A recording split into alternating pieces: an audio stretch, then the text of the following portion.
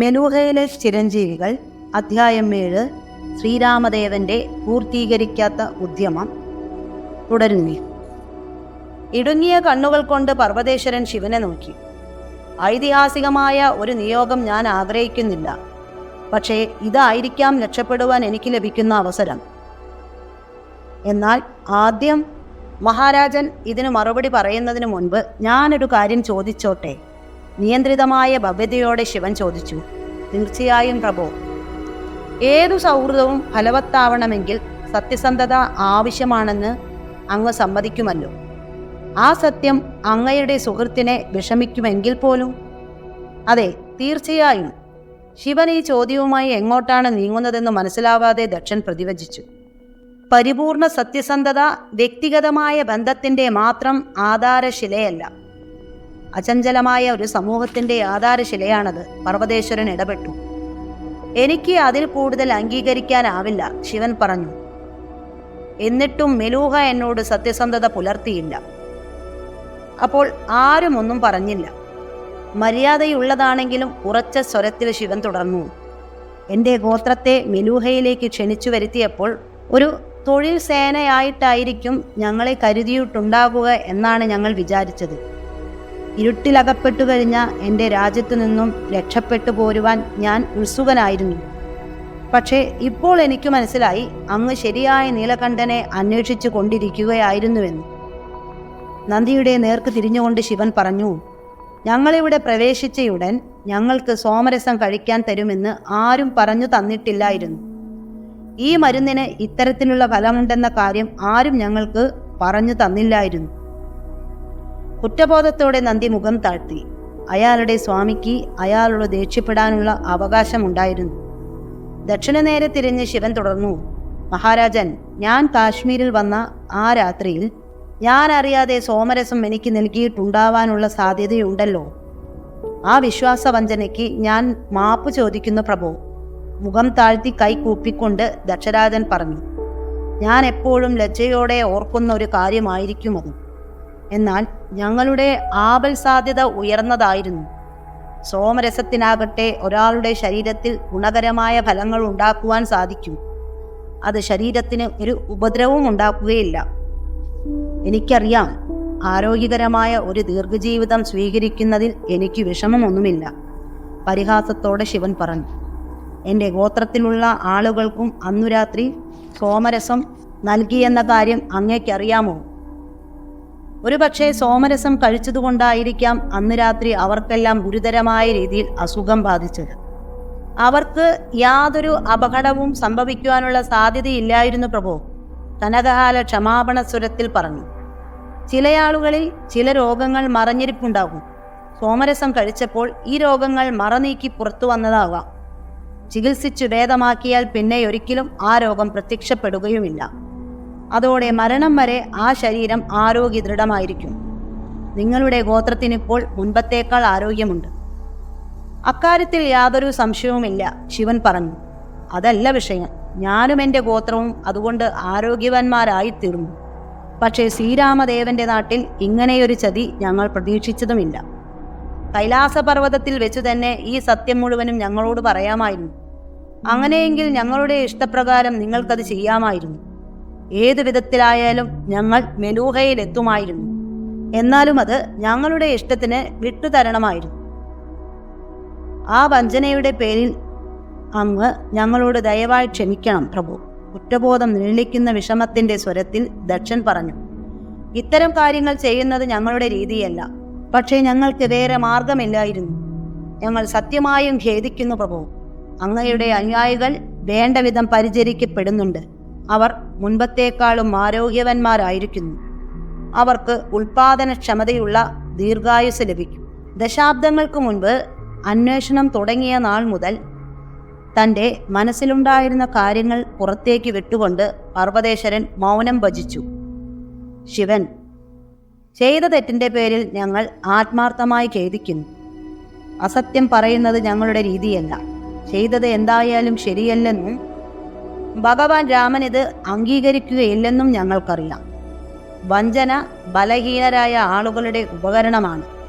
ദുർബലമായ സാഹചര്യങ്ങൾ പോലും അതിനൊരു ഒഴികഴിവായി പരിഗണിക്കാനാവില്ല. എനിക്ക് വളരെ വിഷമമുണ്ട്. ശിവൻ പുരികം അല്പം ഒന്ന് ഉയർത്തി. പർവ്വതേശ്വരൻ മാത്രമാണ് ഒഴികഴിവുകൾ നിരത്തുന്നതിന് പകരം ക്ഷമായാചനം നടത്തുന്നത്. അദ്ദേഹമാണ് രാമരാജന്റെ യഥാർത്ഥ അനുയായി. ശിവൻ മന്ദഹസിച്ചു. ദക്ഷൻ കേൾക്കാൻ കഴിയുന്നത്ര ഉച്ചത്തിൽ ആശ്വാസത്തിന്റെ നെടുവീർപ്പയച്ചു. ശിവൻ ദക്ഷന്റെ നേർക്ക് തിരിഞ്ഞു. മഹാരാജൻ, കഴിഞ്ഞതെല്ലാം ഭൂതകാലത്തിന് വിട്ടേക്കുക. ഞാൻ പറഞ്ഞതുപോലെ അങ്ങയുടെ രാജ്യത്തിനെ മികവുറ്റതാക്കുവാൻ ചില കാര്യങ്ങൾ കൂടി ചെയ്യേണ്ടതുണ്ട്. അക്കാര്യത്തിൽ യാതൊരു സംശയവുമില്ല. എങ്കിലും ഞാൻ കണ്ട ഏറ്റവും മികച്ച സമൂഹം അങ്ങയുടേതാണ്. അതിനുവേണ്ടി നിലകൊള്ളുന്നതിനും പോരാടുന്നതിനും ഒരു അന്തസ്സുണ്ട്. പക്ഷേ എനിക്ക് ചില നിബന്ധനകളുണ്ട്. തീർച്ചയായും പ്രഭു, ശിവനെ പ്രീതിപ്പെടുത്തുവാനുള്ള ഉത്കണ്ഠയോടെ ദക്ഷൻ പറഞ്ഞു. ഇപ്പോൾ ഈ ഘട്ടത്തിൽ താങ്കൾ ഉദ്ദേശിക്കുന്ന കാര്യങ്ങൾ എനിക്ക് നിർവഹിക്കുവാൻ കഴിയുമെന്നോ അത് ചെയ്യാൻ സാധിക്കുകയില്ലെന്നോ ഞാൻ പറയുന്നില്ല. എൻ്റെ കഴിവിൻ്റെ പരമാവധി ഞാൻ ശ്രമിക്കും എന്നു മാത്രമാണ് ഞാനിപ്പോൾ പറയുന്നത്. എന്നാൽ ഇതിൻ്റെ തുടക്കമെന്ന നിലയിൽ അങ്ങയുടെ സമൂഹത്തെക്കുറിച്ച് കൂടുതൽ മനസ്സിലാക്കുവാനായി കുറച്ചുകൂടി സമയം ചെലവിടുവാൻ എനിക്ക് ആഗ്രഹമുണ്ട്. ഇനി മുതൽ ഒരു കാര്യവും എന്നിൽ നിന്ന് മറച്ചു പിടിക്കുകയില്ലെന്നും എന്നെ തെറ്റിദ്ധരിപ്പിക്കുകയില്ലെന്നുമുള്ള ഉറപ്പ് ഞാൻ പ്രതീക്ഷിക്കുന്നു. നിശ്ചയമായും പ്രഭു. രണ്ടാമതായി, അങ്ങയുടെ രാജ്യത്തെ ജനസംഖ്യ വർദ്ധിപ്പിക്കുവാനായി കുടിയേറ്റക്കാരെ ആവശ്യമുണ്ട്. പക്ഷേ അവരെ തെറ്റായ മാർഗത്തിലൂടെ നയിക്കരുത്. മെലൂഹയെക്കുറിച്ച് അവർക്ക് സത്യസന്ധമായ വിവരങ്ങൾ നൽകണം. അതറിഞ്ഞിട്ട് വേണം ഇവിടേക്ക് കുടിയേറി പാർക്കണോ എന്ന കാര്യത്തിൽ അവർക്ക് തീരുമാനമെടുക്കുവാൻ. അല്ലെങ്കിൽ അങ്ങ് അവരെ ക്ഷണിക്കുകയേ അരുത്. അതല്ലേ ശരി? തീർച്ചയായും അതാണ് ന്യായം പ്രഭു, ദക്ഷൻ പറഞ്ഞു. കനകഹാലയെ നോക്കി ചെറുതായൊന്ന് തലകുലുക്കിക്കൊണ്ട് ദക്ഷൻ പ്രതിജ്ഞ ചെയ്തു. ഉടൻ തന്നെ ഞങ്ങളത് നടപ്പിലാക്കും. എന്നു മാത്രമല്ല, ഞാനിനി കാശ്മീരിലേക്ക് മടങ്ങിപ്പോകുന്നില്ല എന്ന കാര്യം എനിക്ക് ഉറപ്പായി കഴിഞ്ഞു. അതുകൊണ്ട് എൻ്റെ ഗോത്രമായ ഗുണന്മാരെ ദേവഗിരിയിലേക്ക് കൊണ്ടുവരാമോ? എനിക്ക് അവരോടൊപ്പം കഴിഞ്ഞാൽ കൊള്ളാമെന്നുണ്ട്, ശിവൻ പറഞ്ഞു. നിശ്ചയമായും സ്വാമി. തിടുക്കത്തിൽ കനകഹാലയെ ഒന്ന് നോക്കിയ ശേഷം ദക്ഷൻ പറഞ്ഞു.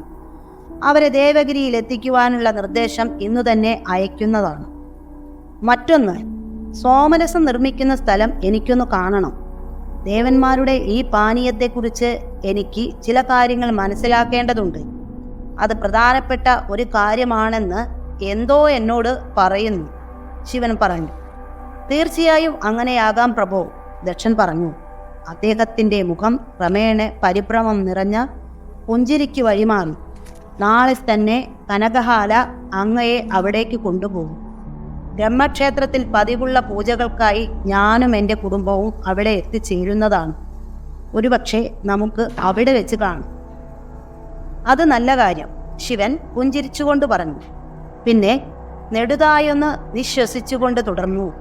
ഇനി അവസാനമായൊരു കാര്യം, നീലകണ്ഠന്റെ വരവിനെക്കുറിച്ച് ജനങ്ങളെ അറിയിക്കുന്നതായുള്ള പ്രഖ്യാപനം നടത്തുവാൻ അങ്ങേക്ക് താല്പര്യം കാണുമെന്ന് ഞാൻ കരുതുന്നു. ദക്ഷനും കനകഹാലയും സന്ദേഹത്തോടെ തലകുലുക്കി. എന്നാൽ തൽക്കാലം അത് ചെയ്യരുതെന്ന് ഞാൻ അഭ്യർത്ഥിക്കുകയാണ്, ശിവൻ പറഞ്ഞു. തക്ഷണം ദക്ഷന്റെയും കനകഹാലയുടെയും മുഖം മങ്ങി. നന്ദിയുടെ കണ്ണുകൾ തറയിൽ ഒട്ടിപ്പിടിച്ചതുപോലെയായി. അയാൾ ആ സംഭാഷണം കേൾക്കുന്നുണ്ടായിരുന്നില്ല. ആ അവ്യക്തമായ സംഭാഷണത്തിന്റെ ദൈർഘ്യം അയാളെ കീറി മുറിക്കുന്നുണ്ടായിരുന്നു. മഹാരാജൻ, ഞാൻ നീലകണ്ഠനാണെന്ന് ആളുകൾക്ക് മനസ്സിലായി കഴിഞ്ഞാൽ പിന്നെ എൻ്റെ വാക്കുകളും പ്രവൃത്തികളുമെല്ലാം അമിത വ്യാഖ്യാനങ്ങൾക്കും അമിത വിശകലനങ്ങൾക്കും ഇടയായേക്കാം, ശിവൻ വിശദീകരിച്ചു. താങ്കളുടെ സമൂഹത്തെക്കുറിച്ചോ എൻ്റെ ഉദ്യമത്തെക്കുറിച്ചോ എനിക്ക് വ്യക്തമായ ധാരണകളില്ലാത്തതിനാൽ ഈ ഘട്ടത്തിൽ എനിക്കത് കൈകാര്യം ചെയ്യാൻ ബുദ്ധിമുട്ടുണ്ട്. എനിക്ക് മനസ്സിലാകുന്നുണ്ട് പ്രഭു, മുഖത്ത് ഒരു അർദ്ധമന്ദഹാസം വരുത്തിക്കൊണ്ട് ദക്ഷരാജൻ പറഞ്ഞു. ഞാൻ വാക്കു തരുന്നു, എൻ്റെ ഏറ്റവും അടുത്ത സേവകരും കുടുംബാംഗങ്ങളും അങ്ങയുടെ വേണ്ടപ്പെട്ട ആളുകളുമല്ലാതെ മറ്റാരും നീലകണ്ഠന്റെ ആഗമനത്തെക്കുറിച്ച് അറിയുകയില്ല. വളരെ നന്ദി മഹാരാജൻ. പക്ഷേ ഞാൻ ഒരു തവണ കൂടി ആവർത്തിക്കുന്നു, ഏതോ അത്ഭുത സിദ്ധിയുള്ള ഔഷധം സേവിച്ചതുമൂലം കഴുത്തിൻ്റെ നിറം നീലയായി തീർന്ന ഒരു സാധാരണ ഗോത്രവർഗക്കാരനാണ് ഞാൻ. അങ്ങ് ഇപ്പോൾ നേരിടുന്ന പ്രശ്നങ്ങളുടെ കാര്യത്തിൽ എന്നെപ്പോലെ ഒരാൾക്ക് എന്തു ചെയ്യാൻ കഴിയുമെന്ന് എനിക്ക് അറിഞ്ഞുകൂടാ. പ്രഭോ, ബാലസഹജമായ മന്ദഹാസത്തോടെ ദക്ഷൻ പറഞ്ഞു, ഞാൻ ഒരിക്കൽ കൂടി പറയുന്നു, ആ മനുഷ്യൻ അങ്ങാണെങ്കിൽ അങ്ങേക്ക് ഈ പ്രപഞ്ചത്തെ തന്നെ മാറ്റിമറിക്കുവാൻ കഴിയും.